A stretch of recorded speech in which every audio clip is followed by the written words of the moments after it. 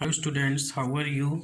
Welcome to online social science classes of New Saint Stephen Public School, Unit 3, Awalkheda, Agra by Dinesh Srivastav sir. Students, today in this video, I will explain you the third lecture of the chapter Agriculture from Geography. In this video, we will study different food crops which are grown in India, especially grains. So students, last video में मैंने आपको बताया था कि major crops जो हमारे India में grow की जाती हैं, तो उनमें से सबसे पहले हम लेते हैं राइस को। Rice is a staple food crop of India, यानी जो राइस है वो भारत की एक स्टेपल फूड क्रॉप है। स्टेपल का मतलब जो सबसे ज़्यादा भोजन के रूप में उपयोग की जाती है, एक अनिवार्य कह सकते हैं।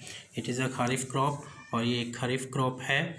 Geographical condition required for the production of rice are as follows, यानी जो भी जोग्राफिकल कंडीशंस हैं जो राइस के प्रोडक्शन के लिए बहुत ज़रूरी होती हैं, वो यहाँ पर हम पढ़ते हैं। स्टूडेंट, मोस्टली क्रॉप के लिए हम यही चीज़ें पढ़ेंगे कि उनके ग्रो करने के लिए उनको कौन कौन से जोग्राफिकल कंडीशन की ज़रूरत होती है। तो उसमें टेम्परेचर है, रेनफॉल है, सॉइल है, उनके रीजन्स हैं, कहाँ कहाँ पर वो पाई जाती हैं। तो राइस के बारे में पढ़ते हैं स्टूडेंट। जो टेम्परेचर है, it requires N high temperature about 25 degree Celsius.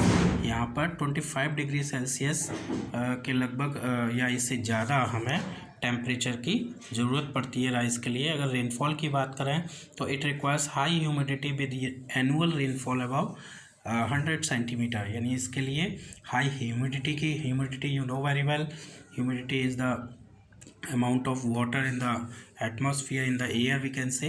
तो ह्यूमिडिटी हाई होनी चाहिए, साथ ही साथ जो एनुअल रेनफॉल है वो 100 सेंटीमीटर से ज़्यादा होनी चाहिए। अगर सॉइल की बात करें तो it requires loamy and alluvial soil, यानी इस राइस की फसल को, क्रॉप को ग्रो होने के लिए लोमी और एलुवियल सॉइल की ज़रूरत पड़ती है। सॉइल के बारे में स्टूडेंट हम फर्स्ट चैप्टर में पढ़ ही चुके हैं। अगर हम रीजन्स की बात करें, कौन कौन से रीजन्स हैं जहाँ पर राइस सबसे ज़्यादा ग्रो किया जाता है, तो उनमें वेस्ट बंगाल है जो फर्स्ट पोजीशन पर आता है, आंध्र प्रदेश, उड़ीसा, असम, बिहार एंड उत्तर प्रदेश। तो यहाँ पर ये राइस उगाया जाता है in the areas of less rainfall, और ऐसे एरिया जहाँ पर रेनफॉल काफ़ी कम होती है, it grows with the help of irrigation. वहाँ पर जो इरीगेशन सिस्टम है उसकी हेल्प की सहायता से, उसकी हेल्प से इसको ग्रो किया जाता है। जैसे कि पंजाब एंड हरियाणा, पंजाब और Haryana specially wheat producing areas हैं, पर अब यहाँ पर राइस का प्रोडक्शन भी काफ़ी मात्रा में हो रहा है, लेकिन वो इरिगेशन सिस्टम की हेल्प से होता है, क्योंकि राइस के लिए गुड अमाउंट ऑफ वाटर की ज़रूरत होती है। तो यहाँ पर इरिगेशन सिस्टम से यहाँ पर वाटर अवेलेबल हो जाता है।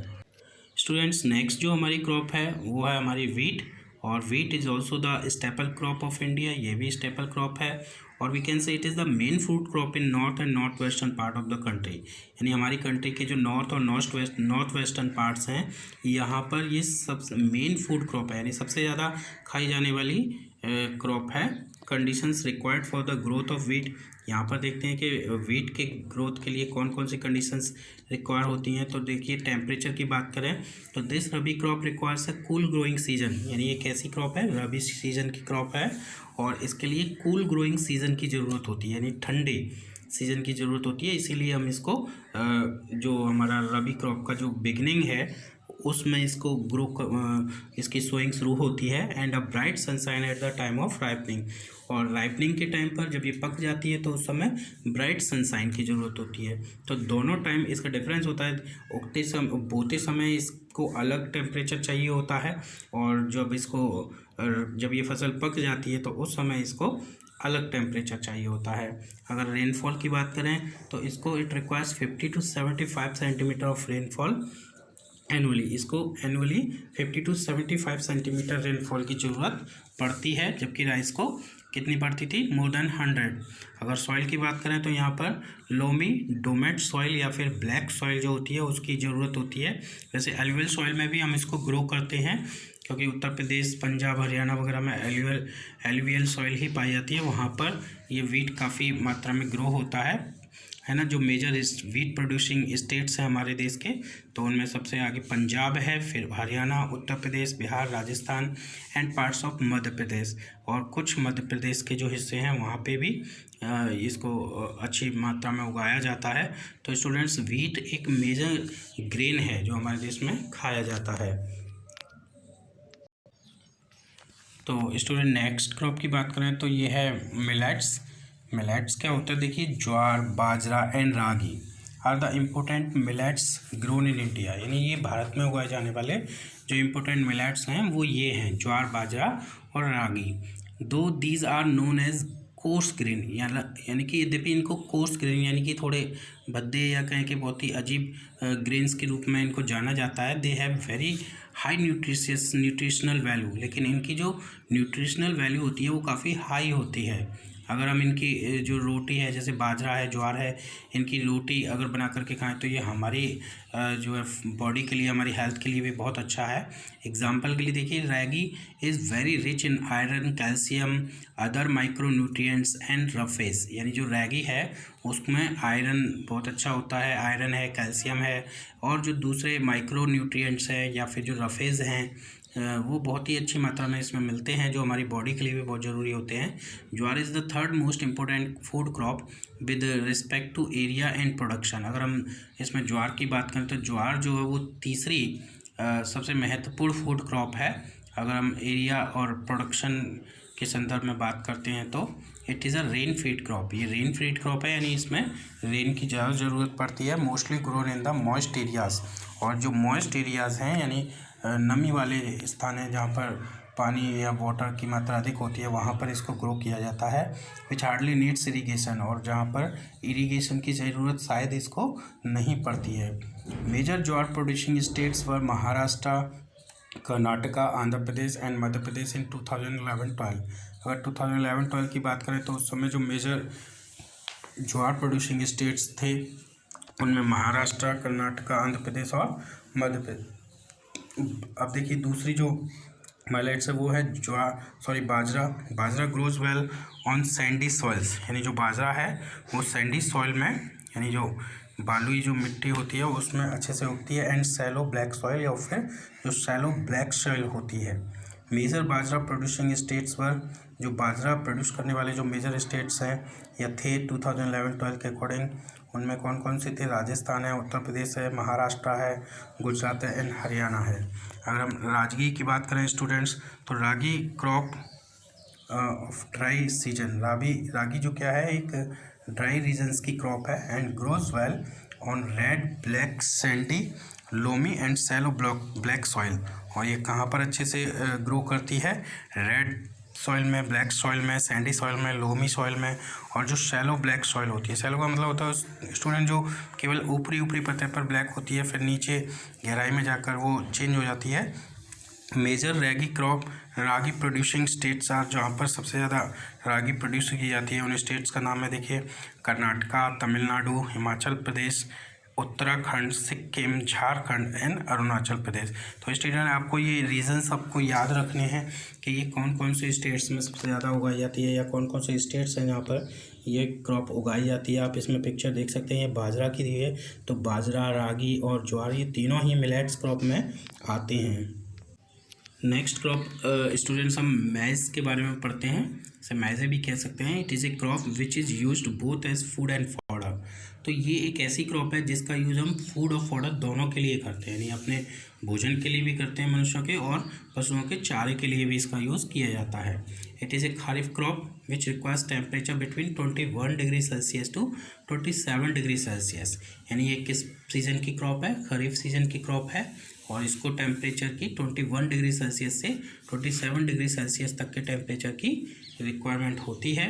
Grows well in old alluvial soil, और जो ओल्ड एलुवियल सॉइल है उसमें ये बहुत अच्छे से ग्रो करती है। इन सम स्टेट्स लाइक बिहार, मेज is grown in rabi season also, है ना। बिहार जैसे स्टेट्स में इसको हम जो रबी सीज़न होता है उसमें भी, हालांकि ये खरीफ सीज़न की क्रॉप है लेकिन बिहार में इसको रबी सीज़न में भी ग्रो किया जाता है। Use of modern inputs such as HYV seed, fertilisers, irrigation have contributed to the increasing production of maize. यानी जो हमारे मॉडर्न इनपुट्स हैं HYV सीड्स वगैरह, इनके बारे में पहले भी पढ़ चुके हैं, इनके कंट्रीब्यूशन की वजह से जो मैज का प्रोडक्शन है वो लगातार इंक्रीज़ होता जा रहा है। मेजर मेज प्रोड्यूसिंग स्टेट्स आर, जो वहाँ पे हमारी सबसे ज़्यादा मेज प्रोड्यूस होती है उनमें कौन कौन से स्टेट हैं देखिए, कर्नाटका है, उत्तर प्रदेश है, बिहार, आंध्र प्रदेश, तेलंगाना एंड मध्य प्रदेश। तो ये स्टेट्स हैं जहाँ पर इसको अच्छे से ग्रो किया जाता है। स्टूडेंट्स अब देखिए नेक्स्ट हम पढ़ते हैं पल्सेस के बारे में। Pulses you know very well, जो हमारी दालें हैं हम उनको पल्सेस कहते हैं। India is the largest producer as well as the consumer of pulses in the world. यानी पूरे वर्ल्ड में जो इंडिया है वो लार्जेस्ट प्रोड्यूसर भी है और लार्जेस्ट कंज्यूमर भी है पल्सेस का। यानी सबसे ज़्यादा ग्रो भी इंडिया में होती है और सबसे ज़्यादा कंज्यूम भी इंडिया में ही की जाती है। These are the major source of protein in vegetarian diet. जो वेजिटेरियन डाइट है यानी जो लोग वेजिटेरियन डाइट वाले होते हैं, यानी कि जो नॉन वेज पसंद नहीं करते हैं, तो केवल वेज पसंद करते हैं, तो उनके लिए ये प्रोटीन का एक बड़ा सोर्स होती है। Major pulses that are grown in India are tur, arhar, उड़द, मूंग, मसूर, पीज जो एंड ग्राम। और जो मेजर हमारे यहाँ जो पल्सेस जो ग्रो की जाती हैं हमारे भारत में, उनमें तुर है, तुर दाल को हम अरहर की दाल भी कहते हैं, उड़द है, उड़द आप जानते ही होंगे, मूंग है, मसूर है, पीज है एंड ग्राम है। ग्राम का मतलब चना। तो students can you distinguish which of this pulses are grown in the kharif season and which are grown in rabi season. इनमें से कुछ क्रॉप्स हैं, कुछ दालें हैं जो कि खरीफ सीजन में, कुछ जो है रबी सीजन में भी ग्रो की जाती हैं। Pulses needs less moisture and survive even in dry condition. यानी कि जो पल्सेस हैं, जो दालें हैं, उनको लेस मॉइस्चर की ज़रूरत होती है और जो ड्राई कंडीशंस हैं उनकी ज़रूरत होती है, ड्राई कंडीशन में ये ग्रो करती हैं। एंड बीइंग लेगुमिनस क्रॉप्स, और लेगुमिनस क्रॉप्स होने के कारण all these crops except arhar help in restoring soil fertility by fixing nitrogen from the air. यानी केवल अरहर की दाल को छोड़ करके बाकी जितनी भी ये जो दालें हैं वो फर्टिलिटी, सॉइल की फर्टिलिटी को रिस्टोर करने में हेल्प करती हैं। यानी जो एयर में जो नाइट्रोजन होता है उसको फिक्स करके, है ना, हम ये जानते हैं कि जो एयर में नाइट्रोजन गैस होती है उस नाइट्रोजन गैस को फिक्स करके, यानी ये सॉइल की फर्टिलिटी है ये रीगेन हो जाती है दालों के प्रोडक्शन से। केवल अरहर की दाल से नहीं होती, बाकी जो दालें हैं वो ग्रो करते हैं तो सॉइल की फर्टिलिटी नेचुरली ही रीगेन हो जाती है। Therefore these are mostly grown in rotation with other crop. और यही कारण कि इनको जो रोटेशन पे दूसरी क्रॉप के साथ उगाया जाता है, क्योंकि जैसे इसको उगा लेते से एक क्रॉप उगा दी और फिर उसके बाद किसी दाल को उगा दिया तो उसकी जो फर्टिलिटी है वो फिर से रीगेन हो जाती है, तो दूसरी क्रॉप फिर बाद में इजीली ग्रो कर पाती है। तो major pulse producing states in India are Madhya Pradesh, Uttar Pradesh, Rajasthan, Maharashtra and Karnataka. यानी जहाँ पर हमारे देश में सबसे ज़्यादा पल्सेस ग्रो की जाती हैं उनमें मध्य प्रदेश है, उत्तर प्रदेश है, राजस्थान है, महाराष्ट्र है और कर्नाटका है। तो स्टूडेंट्स आई थिंक आपको ये वीडियो समझ में आ गया होगा और इसमें हमने जो हमारी फूड क्रॉप्स थी उनके बारे में हमने पढ़ लिया। अब हम नेक्स्ट वीडियो में हमारी जो ये स्पेशली ये जो फूड क्रॉप्स थी वो ग्रेन वाली थी, यानी कि ये सारी जो फसलें हैं वो अनाज के रूप में किसी न किसी तरह से हम यूज़ करते हैं। अब हम नेक्स्ट वीडियो में पढ़ेंगे ऐसी फूड क्रॉप्स जो कि ग्रेन के रूप में यूज़ नहीं होती लेकिन वो फूड क्रॉप ही है, और साथ ही साथ हम जो नॉन फूड क्रॉप्स हैं उनके बारे में भी हम नेक्स्ट वीडियो में पढ़ेंगे।